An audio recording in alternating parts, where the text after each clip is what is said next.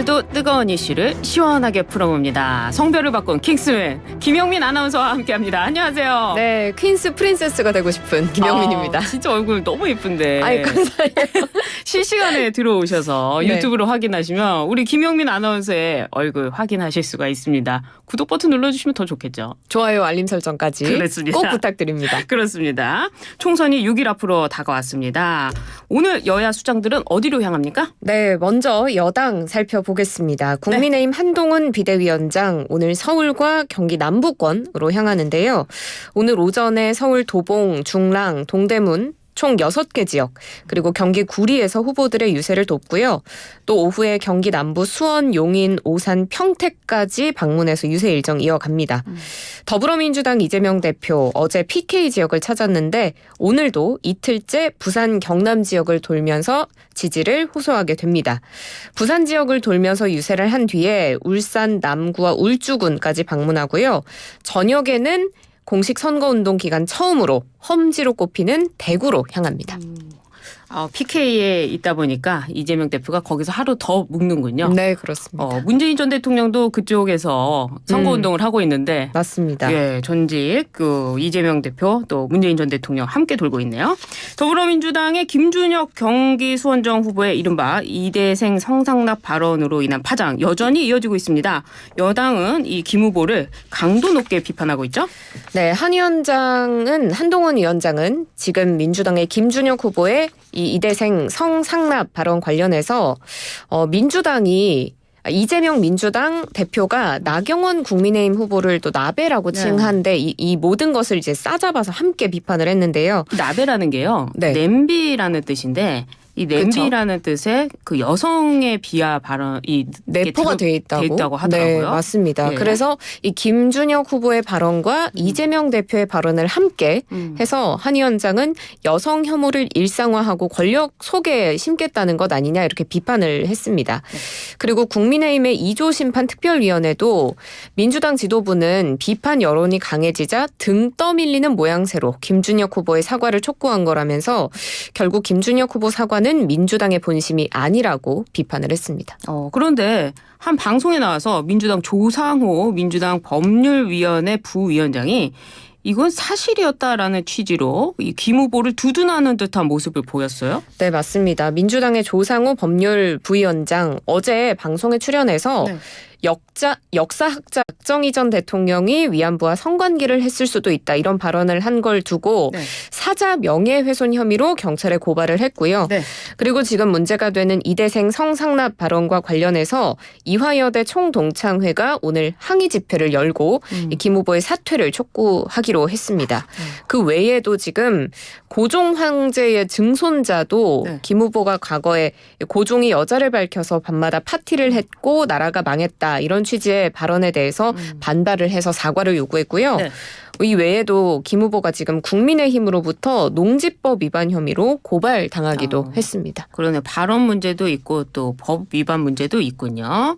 이번 국회의원 선거 공보물 다들 받아보셨을 텐데요. 이번 공보물에 윤석열 대통령과 이재명 대표를 활용한 사례가 많지 않다고 해요. 네, 그렇습니다. 수장인데 이걸 왜 사용 안 했을까요? 그러게요. 이거 좀 살펴봐야 될 텐데 특히나 격전지가 많은 수도권을 중심으로 이런 현상이 많이 나타나고 있습니다. 그래요. 서울의 48개 선거구에 출마한 국민의힘 후보들 중에 윤석열 대통령을 공보물에 넣은 후보 8명, 16.7%에 불과했고요.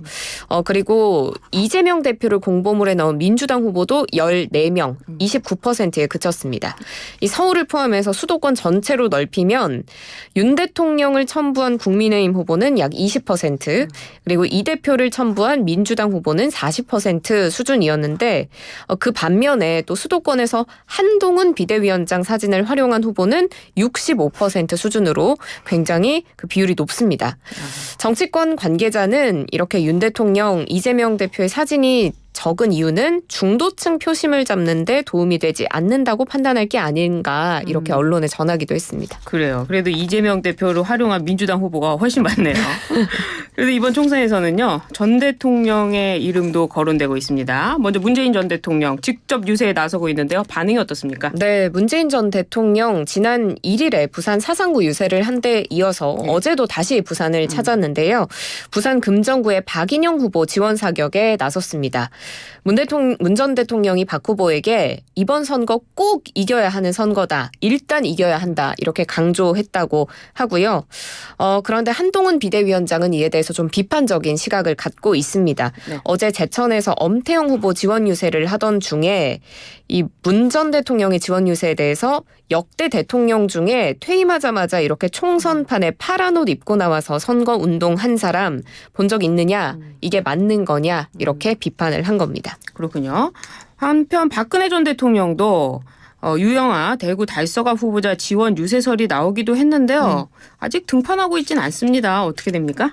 네, 이 JTBC 보도에 따르면 네. 박근혜 전 대통령이 원래는 어제 이 여당 후보를 지원하기 위한 유세에 나서려고 했다가 엊그제 밤에 계획을 급히 취소한 것으로 전해졌는데요. 취소했어요. 네, 일각에서는 이렇게 유세를 취소한 게 전국 선거 판세나 혹은 중도층의 민심에도 영향을 미칠 수 있기 때문에 네. 이런 판단을 한 게 아닌가 분석이 나오고 있습니다. 나오면 안 되는 거군요. 그렇군요. 이런 가운데 오늘부터는 총선과 관련한 새로운 여론조사 결과 공표가 금지됩니다. 이른바 깜깜이 기간으로 불리는데요. 네, 맞습니다. 총선 6일 전인 오늘부터 선거일인 10일 오후 6시까지 선거와 관련한 여론조사 결과가 공표 보도되는 것이 금지됩니다. 그 이유를 선관위가 밝혔는데 네. 선거일에 임박해서 발표되는 여론조사 결과는 선거에 영향을 미칠 수가 있고 또 불공정하거나 부정확한 여론조사가 공표되면 선거의 공정성 해칠 수가 있기 때문에 이를 반박하고 시정하기가 어려워져서 이렇게 한 거라고 설명을 하고 있는데 그렇지만 어제까지 조사한 여론조사 결과는 네. 오늘 이후에도 계속해서 공표하거나 보도를 할 수가 있습니다. 다만 그렇게 될 때는 금지 기간 전 조사라는 점을 반드시 공지해야 합니다. 그렇군요. 오늘부터 깜깜이 기간으로 불리는데요. 하여튼 여론조사 분석도 오늘 거의 다 마무리가 되겠네요. 윤석열 대통령과 전공의 대화가 급물살되고 있다. 의료계 상황 살펴봐야 될 것 같은데요. 윤석열 대통령이 전공의들과 직접 대화하겠다. 이게 좀 상황 변화가 되는 겁니까? 아직까지 대화는 이루어지지 않고 있습니다. 네. 윤석열 대통령이 전공의들과 직접 만나겠다라고 제안을 하고 나서 네. 어제도 별도의 외부 일정을 잡지 않고 계속 기다렸는데 네, 이렇게 시간과 장소 구애받지 않고 얘기를 하자라고 했지만 아직 전공의들은 공식적인 반응을 내놓지는 않고 있습니다. 정부도 결을 같이 합니다. 박민수 보건복지부 2차관도 어제 정례 브리핑에서 정부는 조건과 형식의 구애 없이 의사들과 소통할 준비가 돼 있다라고 밝혔고요. 그리고 의사단체들도 윤 대통령의 대화 의지에 환영한다는 뜻을 내비치기도 했습니다.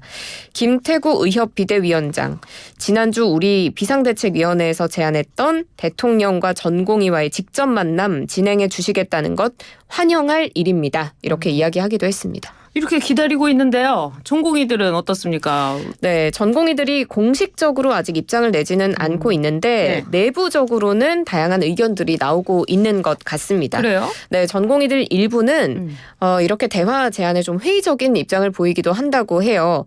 대화를 하더라도 밀실에서 대화하는 건 절대 안 되고 생방송으로 토론을 해야 된다. 이런 이야기도 있고요. 또 공개적으로 하자. 네, 그렇습니다. 그런데 또 반면에 정부와 충분히 소통할 창구, 기회가 마련이 돼야 한다라면서 대화를 해야 한다라는 입장인 전공의들도 있는 것으로 전해집니다. 어쨌거나 대화를 좀 해보자. 그것이 뭐 공개가 됐든 아니면 향후에 됐든 하자. 뭐 이런 입장이네요. 좀 빨리 대화를 했으면 좋겠네요. 윤석열 대통령은요. 김영석 연세대 명예교수와 오찬도 가졌습니다. 여기 어떤 대화가 오갔습니까? 네, 윤석열 대통령이 어제 이제 용산 대통령실에서 김형석 연세대 명예교수와 오찬을 가졌는데 이 김 교수가 전공의 이탈 문제에 대해서 언급을 해서 이게 또 화제가 되고 있습니다. 김 교수가 나도 교수지만 의대 교수들이 전공의들의 집단 행동을 만류하기는커녕 단체로 사직서를 제출하는 등 이렇게 집단으로 동조하는 모습 바람직하지 않고 실망스럽다라고 평가했습니다. 그래요. 하여튼 이 국민들을 위해서 대화가 이루어져야 될 것 같은데 전공의와 의대생에 대한 집행정지 이 신청도 법원이 각하를 했다고 하는데요. 맞습니다. 앞서서 의과대학 교수들이 낸 집행정지도 네. 법원이 각하한 바가 있는데 잇따라서 각하가 된 겁니다. 서울행정법원이 어제 의대 교수와 전공의, 의대생, 수험생 등 총 18명이 낸 2,000명 증원 취소 소송의 집행정지 신청 각하했는데요. 같은 취지의 집행정지 신청 6건 중에 2건이 잇따라서 각하가 된 겁니다. 법원이 이번에는 이렇게 집행정지 신청을 한 주체를 신청인 적격으로 인정해줄지 관심이 쏠렸는데 이번에도 인정을 하지 않은 건데요. 네. 법원은 복지부 장관과 교육부 장관이 이렇게 의대 정원 증원을 발표한 건 의과대학을 보유한 각 대학의 장을 상대방으로 하는 거기 때문에 이 신청인들은 제3자다라고 본 겁니다. 복잡하네요. 네. 근데 어쨌거나 집행정지라는 것도 결국에는 2,000명 늘리지 말라는 거 아닙니까? 그러면 윤석열 대통령도 그렇고 지금 정부가 기다리고 있으니까 이 대화의 장으로 나오면 되는 건데 이게 법원으로 갈 이유가 있나 또 이런 생각도 드네요. 대통령실은 내년도 연구개발 예산을 역대 최대 규모로 편성하겠다고 밝혔어요. 네, 그렇습니다. 대통령실이 내년도 연구개발 그러니까 R&D 예산을 역대 최대 규모로 편성할 방침이라고 밝혔는데요. 네.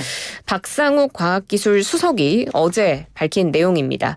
이 R&D와 관련해서 개혁을 진행하는 동시에 또 내년도에 예산을 대폭 증액하고자 한다라고 말했는데 이렇게 R&D 예산을 증액한다는 이 기류는 올해 삭감됐던 R&D 예산을 복원하는 차원이 아니고 R&D다운 R&D를 구현하기 위한 것이다. 이렇게 강조했습니다. R&D. 네. R&B라고 하면 안 되겠죠. 안 되겠죠?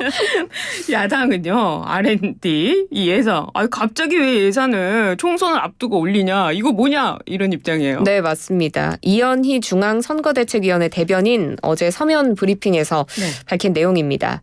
대한민국의 미래에는 관심이 없더니 본인들의 미래는 걱정되느냐 이렇게 비판을 하면서 총선 앞두고 갑자기 예산을 증액하는 저희가 뭐냐 이렇게 네. 비판을 한 건데요.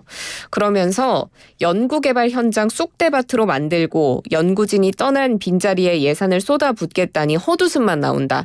이런 비판도 했고 네. 밤낮 없이 돌아가던 현장을 멈춰 세워놓고 다시 복구하겠다니 국민 보기 부끄럽지도 않느냐 이렇게 반문하기도 했습니다. 그래요. 예산을 올리지 말라는 걸까요? 올리기는 또 올려.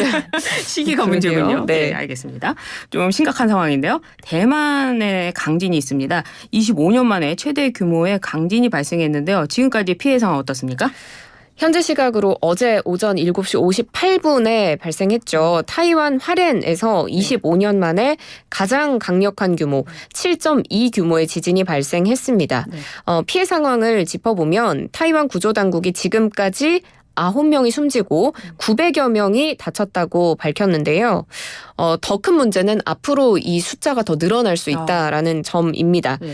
붕괴되거나 파손된 건물이 100채가 넘어가고 이 터널 붕괴된 건물 안에도 아직 130여 명이 고립돼 있는 것으로 파악이 돼서 인명피해가 더 늘어날 수 있습니다. 그리고 세계 최대의 반도체 위탁 생산 업체인 TSMC 많이 들어보셨을 텐데요. 네. 여기에서도 대피령이 내려져서 한때 공장 가동이 중단되는 일도 있었습니다. 가장 중요한 거는 한국인의 인명피해 있었습니까? 현재까지 우리 국민의 인명피해 없는 것으로 파악이 되고 있는데 하지만 캐나다인 독일인처럼 외국인도 최소 4명이 지진 피해 지역에 고립된 것으로 전해지고 있습니다. 조속히 구조가 되었으면 하는 바람입니다. 그래요. 인근 국가들에도 쓰나미 경보가 내려졌다고요? 맞습니다. 타이완 지진이 발생한 타이완은 물론이고요. 인근 중국, 일본 오키나와 그리고 필리핀 해안까지에도 한때 쓰나미 경보가 발령됐습니다. 지진 발생지 인근의 중국 일부 도시에서 진동이 감지되면서 지하철의 일부 노선이 잠정 폐쇄되거나 운행 속도가 제한되는 일도 있었고요. 일본 오키나와와 필리핀 해안 지역에도 이렇게 쓰나미 경보가 발령되면서 대피령이 떨어진 일이 있었습니다. 그렇군요. 알겠습니다. 이번에는 국내에서 탄생한 1호 자이언트 판다 푸바오가 중국으로 갔습니다. 네. 눈물 줄줄. 그렇습니다. 저는 사실 네. 속으로 울고 속으로 울었어요. 네, 실제로 울지는 않았지만 실제로 티군요. 눈물을 보인 시민들도 굉장히 많았습니다. 김영민 아나운서 티군요. 티. 저도 T입니다. T군요. 변호사님 T이신가요? 눈물이 없어요? 네, 그렇습니다. 근데 많은 분들 우셨대요. 그럼요. 네. 마음이 아프셨을 것 같아요. 푸바오. 2020년 7월 20일에 이 푸바오가 용인 에버랜드에서 태어났는데요. 네. 어제 중국으로 떠났습니다. 원래 중국과의 협약이 있어서 네. 판다들이 만 4살이 되기 전에는 짝을 찾아서 중국으로 돌아가야 하는 건데요. 네. 이게 국내에서 태어나서 푸바오가 용인 에버랜드에서 살아온 지 1354일 만에 네. 돌아가게 되는 겁니다.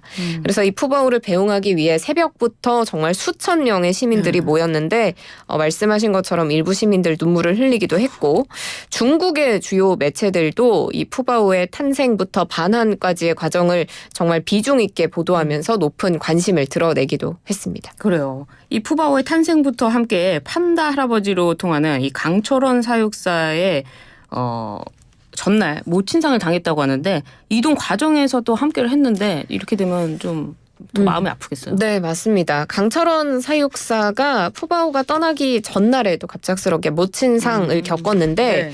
굉장히 개인적으로 힘든 상황이겠죠. 그렇죠. 그런데도 강철원 사육사는 푸바오의 중국 적응을 돕기 위해서 중국까지 동행했습니다. 아 그래요? 네, 그렇습니다. 그래서 싱하이밍 주한 중국 대사가 이 에버랜드를 찾아서 강철원 사육사와 직접 만나고 네. 모친상의 애도를 표하는 하기도 했습니다. 아, 그 사이에 이 푸바오가 있는 동안 에버랜드를 못 가신 분도 계실 거 아닙니까? 저요. 네, 데이트도 못 해보고. 네, 저 너무 가보고 싶었는데. 푸바오는 짝을 찾아서 중국으로 가는데 우리는 어떡하죠? 알겠습니다. 저희가 짝이잖아요. 아, 그러게 말이에요. 킹스맨 오늘 김영민 아나운서와 함께했습니다. 감사합니다. 고맙습니다.